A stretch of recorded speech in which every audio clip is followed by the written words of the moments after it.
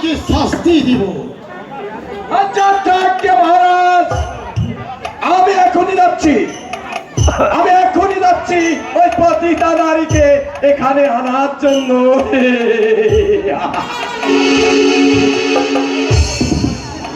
মহারাজ, দাদা, দাদা, কে তোর দাদা?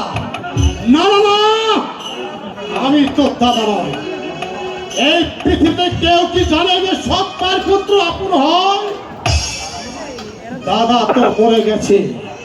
ওরে আমি তোর কেউ নয়, আমি তোর পরম শত্রু। বৌদি কি হবে বৌদি? আমার শিবানীর কি হবে?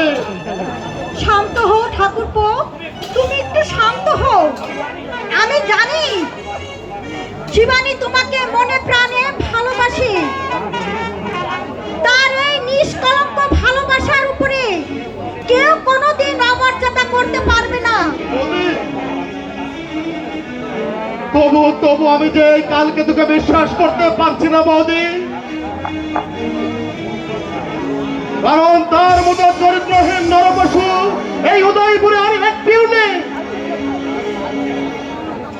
আমি চললাম বৌদি হয় নন্দীপুরের পথে। হয় শিবানীকে তার হাত থেকে উদ্ধার করব, না হয় কালকে তাজা রক্তে এই অস্থিরঞ্জিত করব বৌদি, অস্থিরঞ্জিত করব।